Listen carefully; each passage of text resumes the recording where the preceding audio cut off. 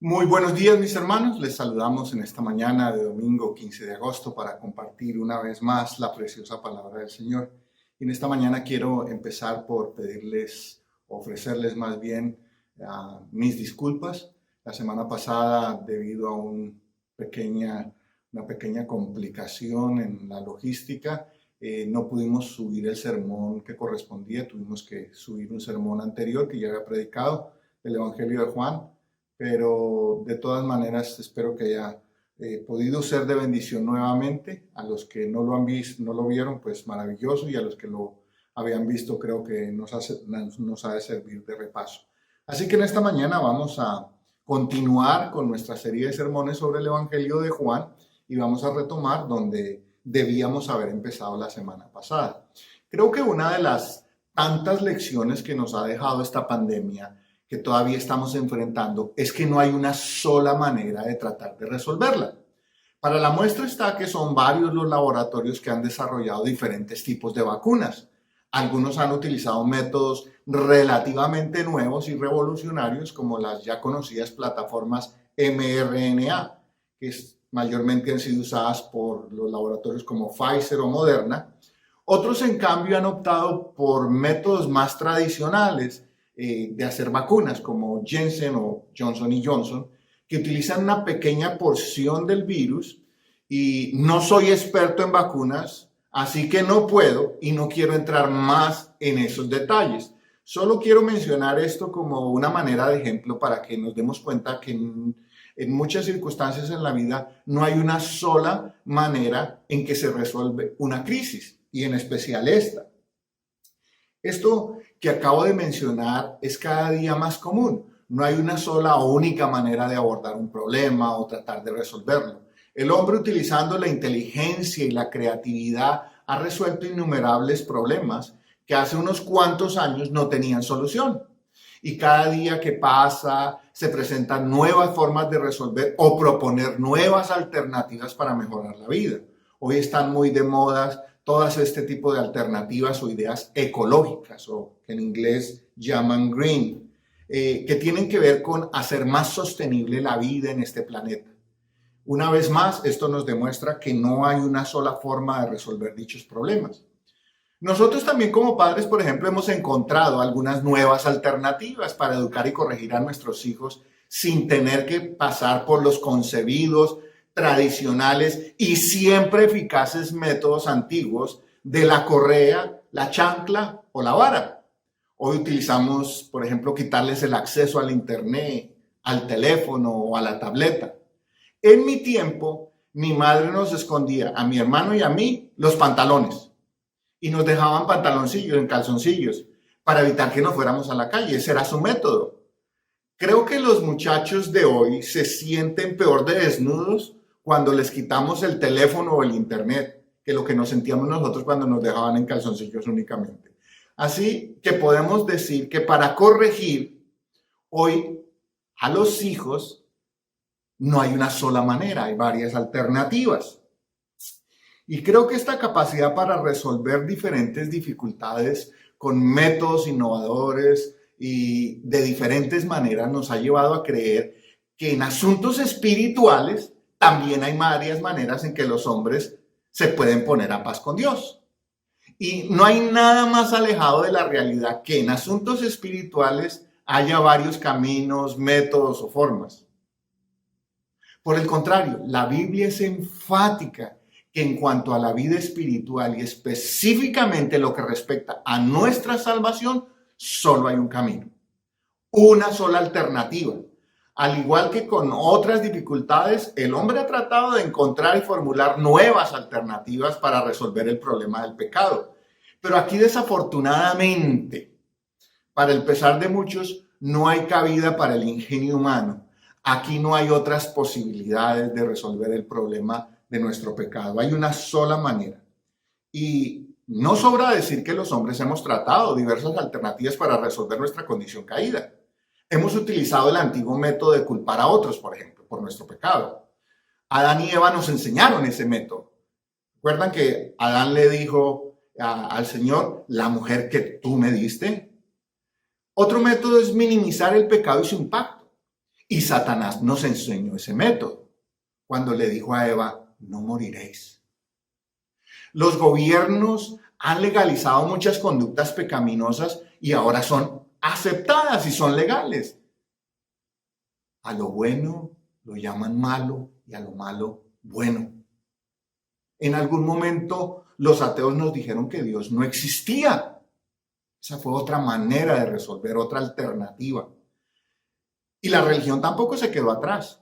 La religión también nos dijo que, nos enseñó más bien que todos los caminos conducen a Roma. Podría seguir enumerando métodos, pero creo que ustedes ya captaron la idea de que para los asuntos espirituales solo hay una forma de resolverlos. Y en ese caso, solo Dios tiene la respuesta para nuestro más grave y terrible problema. En el pasaje que veremos hoy, en el sermón, Juan nos continúa contando la conversación que Jesús sostuvo con aquellos que lo siguieron después de haber sido saciados de pan. Ellos creían que por medio de las obras, ese es otro método, podrían resolver el problema del pecado y la ruptura de la relación con Dios. Es decir, ellos tenían su propio método de obtener la salvación. Por eso los quiero invitar para que abramos nuestras Biblias en el Evangelio de Juan, capítulo 6, los versos 28 al 33, y comparemos estos dos métodos de cómo ser salvos. El método que los hombres intentan utilizar y el método que Dios ha utilizado. Y prestemos mucha atención a lo que el Señor tiene que decirnos en esta mañana y cómo en lo que respecta a la salvación y cómo se puede resolver este terrible problema que aqueja a la humanidad y que solo, quiero ser bien enfático durante todo el sermón en ese aspecto, solo hay una única obra o una única manera o un único método a través del cual podemos ser salvos. Y esa solución está solo en las manos de Jesús. Por eso hoy veremos en este pasaje 3 afirmaciones que son absolutas y nos conviene tener muy presentes en nuestra vida cuando de la salvación se trata y de nuestra vida espiritual.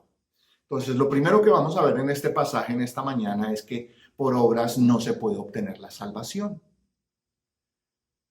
Segunda característica o punto que vamos a tratar en esta mañana es que hay una sola obra que nos puede salvar. Y por último, Jesús es nuestra única opción de salvación. Esos son los 3 elementos o los 3 puntos que podríamos decir vamos a ver en el sermón de hoy. Así que lo invito a que abra su Biblia y me siga a partir del verso 28. Entonces dice, entonces le dijeron, ¿qué debemos hacer para poner en práctica las obras de Dios? Esa fue la pregunta. Así que lo primero que tenemos que afirmar categóricamente en esta mañana y de manera absoluta es que por obras no se puede obtener la salvación. No es un método viable ni fiable. Después que Jesús exhortara a la multitud debido a las intenciones materialistas con las cuales lo estaban buscando, porque les había provisto el alimento el día anterior, eso lo vimos hace 15 días, aquella gente le preguntó a Jesús qué era lo que ellos podían entonces hacer para verdaderamente hacer la voluntad de Dios. Y esta era una pregunta muy importante y sigue siendo muy importante para todos nosotros, porque es una pregunta existencial. ¿Qué debemos hacer o qué podemos hacer para estar en paz con Dios, para hacer la voluntad de Dios? No podemos olvidar que el pueblo judío había desarrollado una teología, una tradición a lo largo de su historia que descansaba en su historia y que se bastaba en las obras externas como medio para agradar a Dios y así ganar el favor del Señor. Ellos creían que para estar en comunión con Dios bastaba con hacer cierto tipo de obras y de esta manera Dios quedaba satisfecho y además de paso impresionado, y como respuesta a esas obras el Señor estaba obligado a bendecirlos. Muy parecido a lo que se predica y enseña en algunos púlpitos de la prosperidad. Sin embargo, la respuesta que Jesús les daría los dejaría aún más desconcertados. Pero es necesario primero que veamos que nosotros seguimos pensando y utilizando el mismo método, tratando por lo menos de utilizar el mismo método de aquellos hombres que creían que por medio de las obras se podrían ganar el cielo y resolver el problema de su pecado. Nosotros también de alguna manera seguimos creyendo que para estar en paz con Dios y ganar su favor, debemos hacer ciertas cosas o ciertas obras y debemos dejar de hacer ciertas cosas o ciertas obras y así podremos ser salvos. Creemos que en términos de perdón y salvación solo basta con realizar aquel tipo de obras que le agradan a Dios, como por ejemplo ser misericordiosos, generosos, contribuir económicamente a la iglesia, servir a los necesitados, honrar a nuestros padres, ser buenos ciudadanos, respetar a nuestros pastores, llegar a tiempo al culto, participar activamente en todas las actividades de la iglesia, leer la Biblia diariamente y etcétera, etcétera, etcétera. Una serie de cosas que nosotros podemos hacer. Y como resultado de todo este quehacer nuestro, de toda esta ocupación, Dios nos premiará con la salvación. Como hacemos todas estas cosas muy bien, entonces Dios nos premia. Y por el otro lado, eso es por un lado, por el otro lado, entonces las cosas de las que debemos abstenernos para seguir ganando esa salvación, como es abstenernos de pecar, de decir obscenidades, por ejemplo, hablar mal del prójimo, evitar embriagarnos, evitar ser infieles, injustos, etc. Si evitamos todo eso y hacemos lo que ya les mencioné anteriormente, entonces parece que ese es el método. Si entonces lo hacemos, Dios nos premiará. Pero si no hacemos todo esto que le acabo de mencionar, nos condenará al infierno. Es así. Y este es precisamente el concepto que tenían los judíos, que hay cosas que se debían hacer y otras que no se debían hacer para así poder ser justificados delante de Dios. El problema, ¿dónde surge? Que todo lo que acabo de mencionar y mucho más no se hace para ser salvo. O sea, hacer todas las cosas positivas y abstenernos de todo lo malo. Ese cambio de comportamiento, esa nueva forma de vivir, surge como la verdadera manifestación de que ya somos salvos. Quiero que me presten mucha atención. No hacemos todo ese tipo de cosas y nos abstenemos de otras para ser salvos, sino que hacemos todo eso que les mencioné. Todo lo tenemos que hacer, pero como resultado de nuestra salvación. El hombre en su condición caída no puede hacer algo para salvarse, porque como dijera el profeta Isaías en el capítulo 64, en el verso 6 de su libro, dice: si bien todos nosotros somos como suciedad y todas nuestras justicias como trapo de inmundicia, y caímos todos nosotros como la hoja y nuestras maldades nos llevaron como viento. Las obras no son el medio, no son el método, no son el camino por el cual podremos obtener la salvación. Nunca Dios estableció que las obras serían ese método o la solución o el pago suficiente por nuestro pecado. Solo Jesús podría pagar por nuestros pecados. Dios anhela que nosotros nos comportemos y hagamos todo lo que a Él le agrada. Y dejemos de hacer lo que a Él le desagrada. Pero estas obras de Dios, como las llamaban los judíos y las seguimos llamando nosotros, no nos otorgarán la salvación. Esto no quiere decir entonces que podemos hacer lo que bien se nos venga en gana, porque al final y al cabo estas obras no nos conceden la salvación y tampoco nos condenan. Por el contrario, repito, estas obras, todo lo que le mencioné, ser misericordioso, decir la verdad, ser buen esposo, asistir a la iglesia, leer la Biblia, todo eso, son las manifestaciones tangibles, reales y prácticas de que verdaderamente ya somos salvos. Por eso se hacen genuinas. La salvación, no nos podemos olvidar que la Biblia nos recuerda constantemente que la salvación es un don de Dios y que no hay sino una sola obra, un solo camino, un solo método, una sola forma en la que nosotros lo podemos lograr. Y no somos precisamente nosotros los que podemos realizar esa obra. Jesús lo manifestó a la multitud y hoy no lo manifiesta a nosotros. No son las obras, no son los métodos humanos los que nos pueden salvar.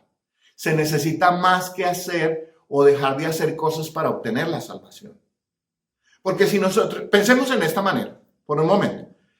Si nosotros pudiéramos trabajar para obtener la salvación, y mucha atención que estoy diciendo que si pudiéramos, hipotéticamente, para obtener la salvación, nosotros pudiéramos resolver el problema del pecado por nuestros propios medios, con nuestras propias herramientas, con nuestra propia iniciativa, con nuestros propios métodos. Entonces hagámonos una pregunta. Si eso fuera posible, entonces, ¿a qué vino Cristo? Está de más. Y sobre todo, ¿por qué tuvo que morir en la cruz? Si lo podíamos lograr nosotros. Jesús responde a esta pregunta en el siguiente verso. Pongamos mucha atención. Verso 29, respondió Jesús y les dijo, esta es la obra de Dios, que creáis en el que Él ha enviado. Le dijeron entonces, aquella multitud le preguntó, ¿qué señal pues haces tú para que veamos y te creamos? ¿Qué obras haces? Entonces el segundo elemento que vamos a mirar en este pasaje es que hay una sola obra que nos puede salvar. Una sola. Dentro de esta conversación que Jesús sostiene con la multitud, es interesante ver que mientras ellos le preguntaban, y quiero que preste usted especial atención al texto, y si usted es de los que subraya, me gustaría invitarlo a que subrayara allí lo que es muy evidente, pero que a veces pasamos de largo. Preste atención a la pregunta que ellos hacen, los judíos. ¿Qué debemos hacer para poner en práctica las obras de Dios? Y quiero que subraye las obras. ¿Sí?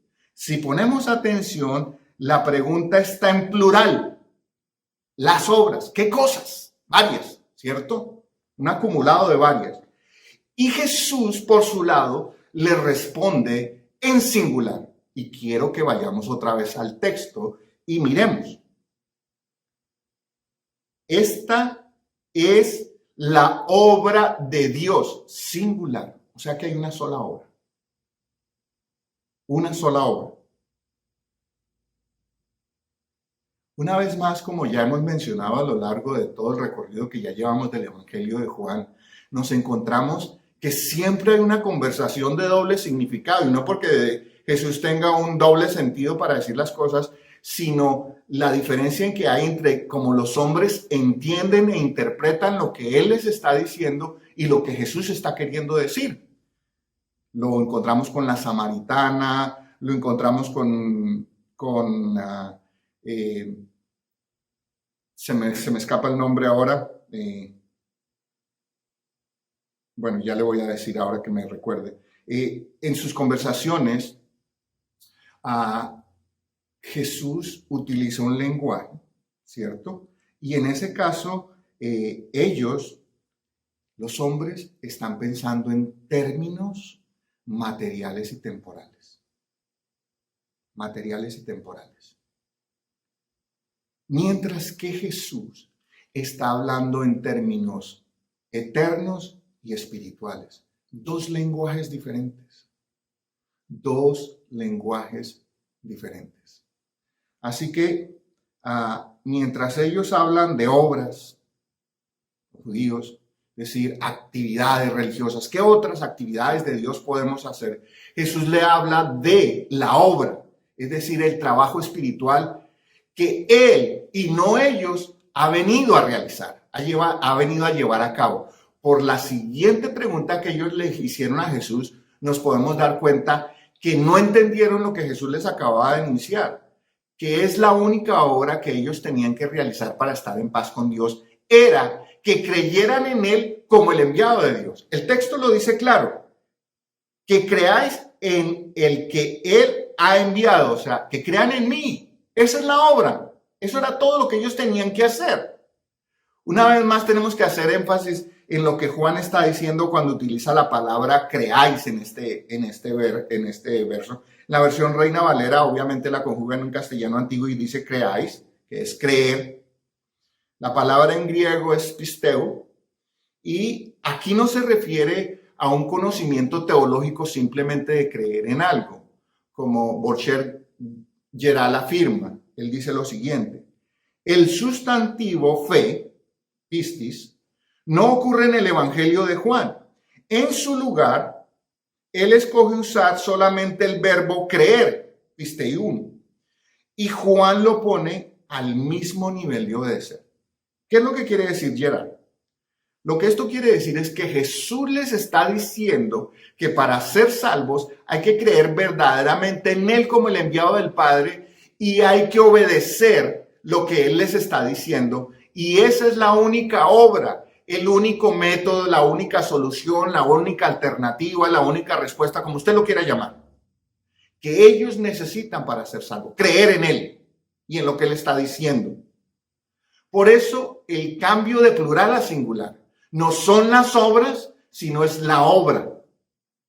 Creer en Jesús es la única obra que los podía a ellos salvar y nos puede salvar a nosotros. Lo demás sería el resultado de esa obediencia a Dios, esas obras de las que ellos mencionan, sería el resultado de la salvación. ¿Okay? Nosotros, los seres humanos, tenemos un serio problema.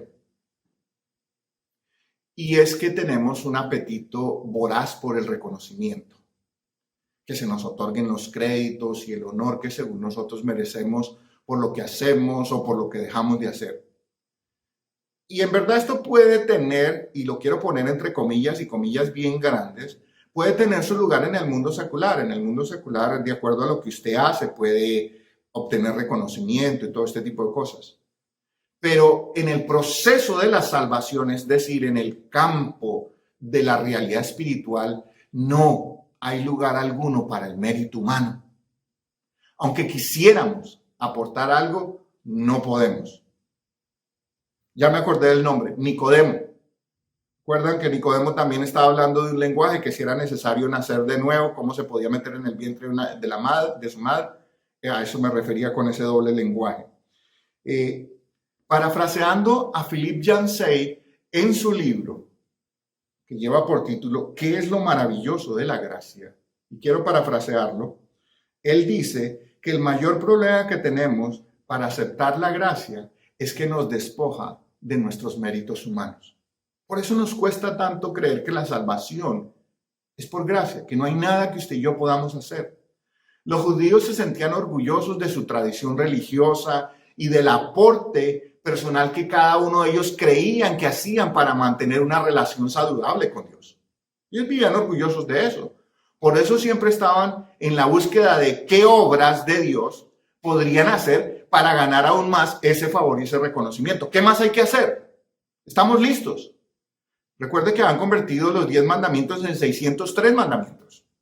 Así que Jesús, y permítame utilizar una expresión castiza y como una metáfora, Jesús les avienta, les arroja un balde de agua helada. Porque le dice, no son las obras suyas, es la obra mía. Y todo lo que ustedes tienen que hacer es creer en mí y obedecer. Nosotros también necesitamos ese balde de agua helada. La única obra que necesitamos hacer es creer en Cristo y obedecer lo que Él nos dice. Ese es el método de la salvación. Esa es la única obra que usted y yo necesitamos para ser salvos. Porque Dios no arriesgó nuestra salvación en nuestras propias manos. Él sabía perfectamente que no lo lograríamos. Por eso le encomendó esa obra al único que podría llevarla a cabo a la perfección y completamente. Se la encomendó a Jesús, al Cristo, al Mesías prometido. Yo cada mañana le doy gracias a Dios porque Él no confía en mí para depositar un tesoro tan hermoso como es la salvación.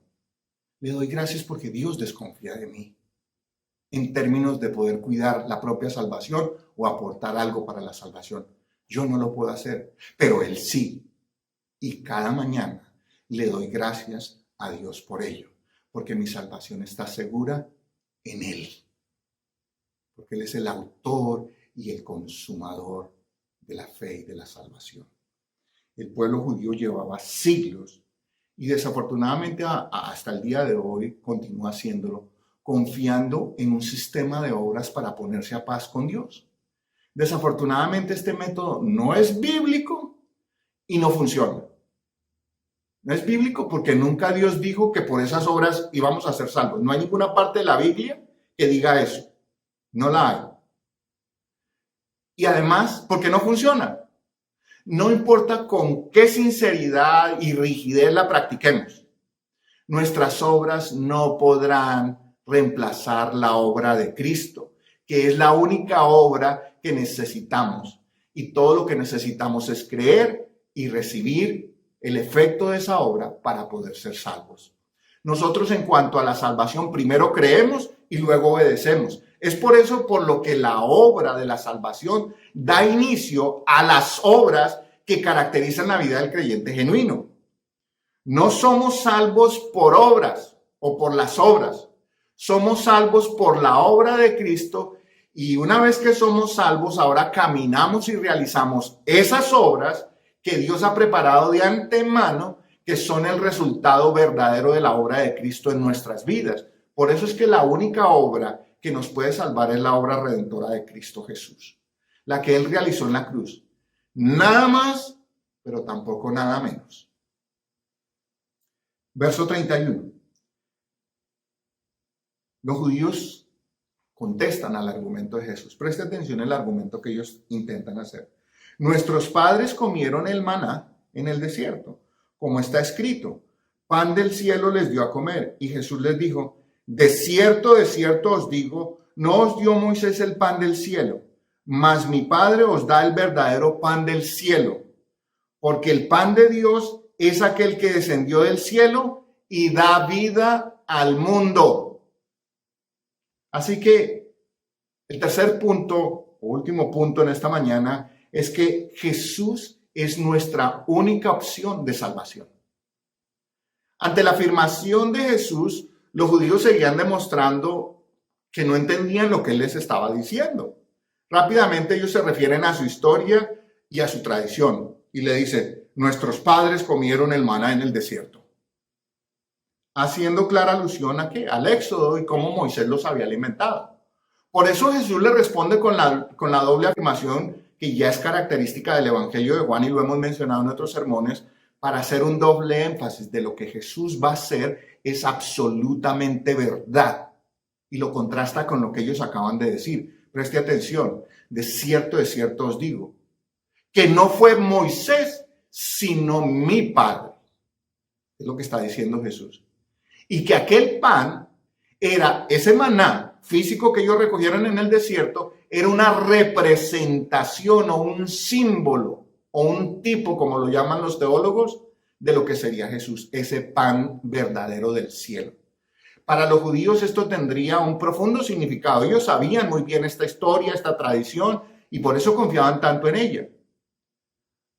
Porque para ellos, de alguna manera, habían llegado a creer que era Moisés quien los había alimentado y sustentado en el desierto. Se les olvidó que Moisés había sido simplemente un instrumento, el siervo de Dios, el esclavo de Dios. Así que, una vez más, se nos presenta el doble sentido de la conversación entre Jesús y estos hombres. Por un lado, los judíos veían el maná como la provisión material que Dios les había otorgado, lo cual era verdad, pero no porque ellos lo merecieran, sino porque Dios por misericordia y gracia se lo había provisto. Aún ese maná del cielo representaba la gracia y la misericordia de Dios.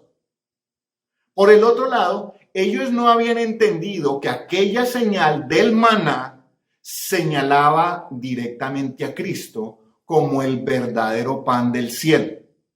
Es decir, aquel Mesías prometido que vendría para saciar un hambre mucho más profunda y que nadie aparte de Jesús podría saciar.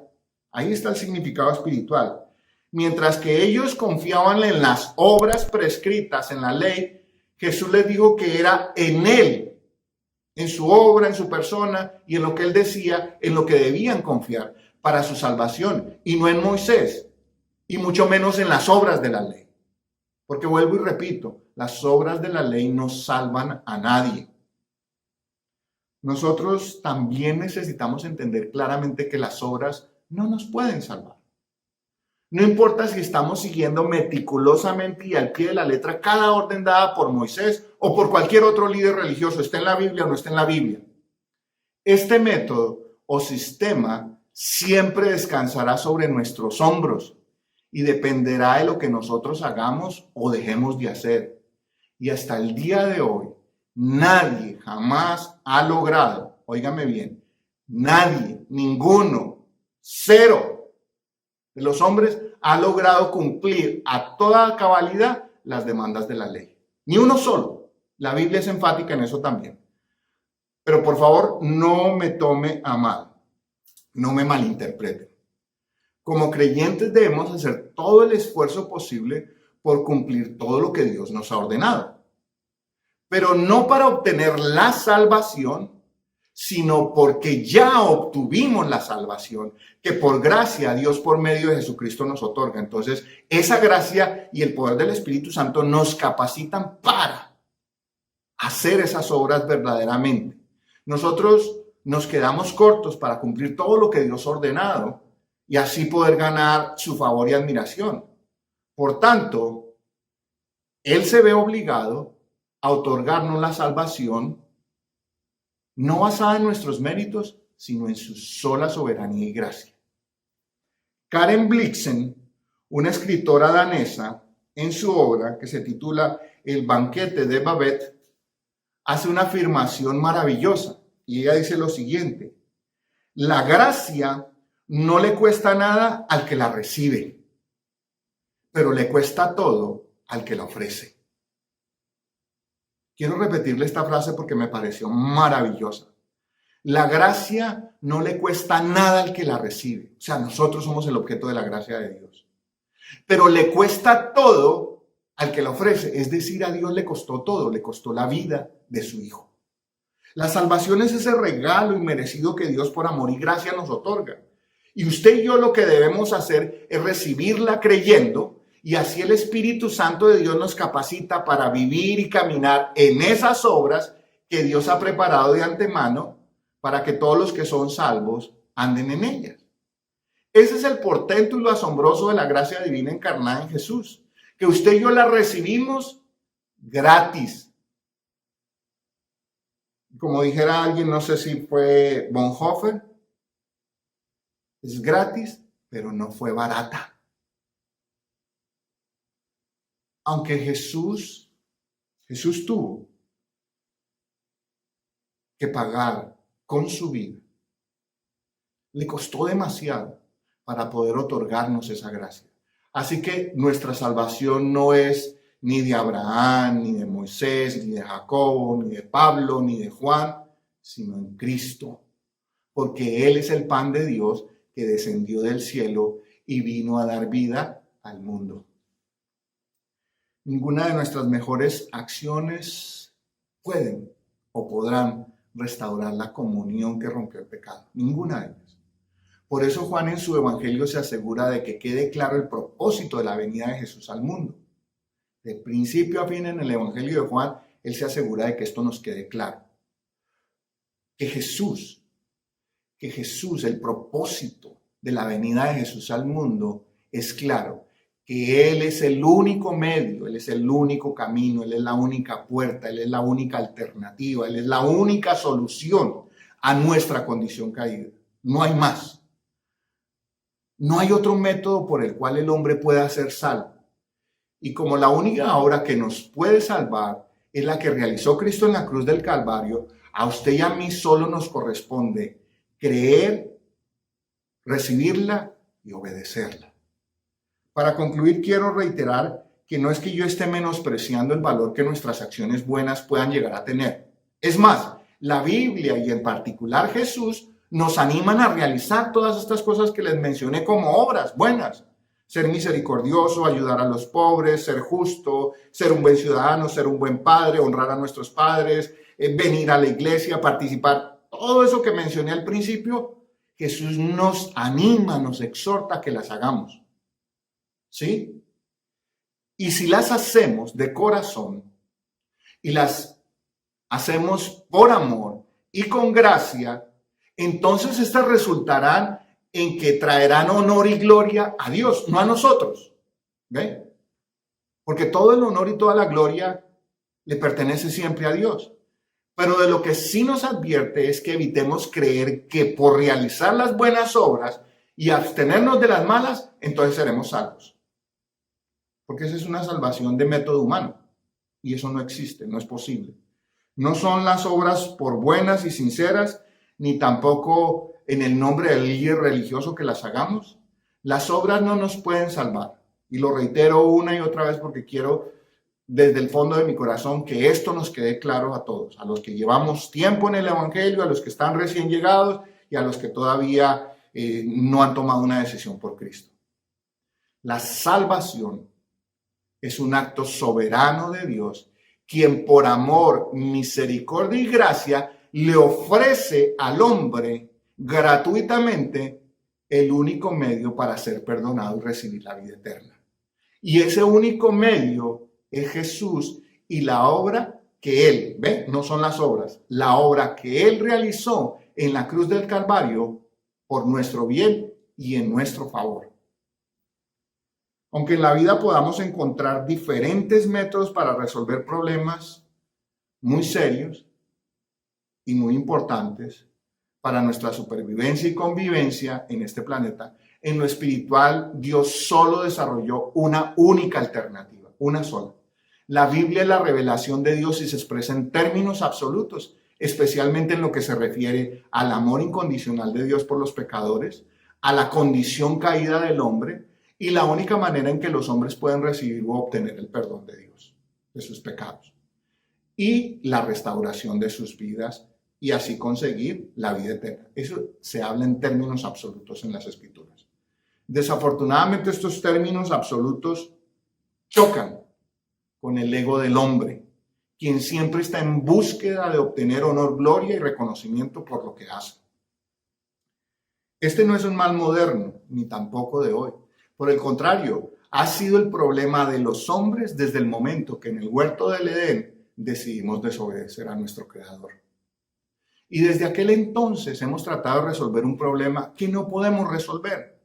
Para ello queremos utilizar los pocos e ineficaces recursos de las obras como el medio para ganarnos el favor de Dios y así ganarnos el cielo. Las obras, sin importar qué tan buenas sean, que surjan del corazón caído del hombre, carecerán de la virtud y la justicia y de ese amor desinteresado. Por eso no son el medio eficaz para obtener la salvación. Lo más paradójico, mis hermanos, es que muchos se pasan la vida tratando de ganarse el perdón de Dios y el cielo por sus propios méritos, cuando Cristo nos ofrece gratuitamente y por amor lo que nosotros por nuestras fuerzas no lograremos jamás y no podremos conseguir. Termino con una afirmación que hace Philippe Yancey y que tenemos que leerlo una otra vez para poder entender lo que el amor y la gracia de Dios significa para nosotros. Philippe Yancey en su libro ¿Qué es lo maravilloso acerca de la gracia? Dice, preste atención, no hay nada que nosotros podamos hacer para que Dios nos ame más. No hay nada que usted y yo podamos hacer para que Dios nos ame más. Pero lo siguiente es todavía más sorprendente. No hay nada que podamos hacer para que Dios nos ame menos.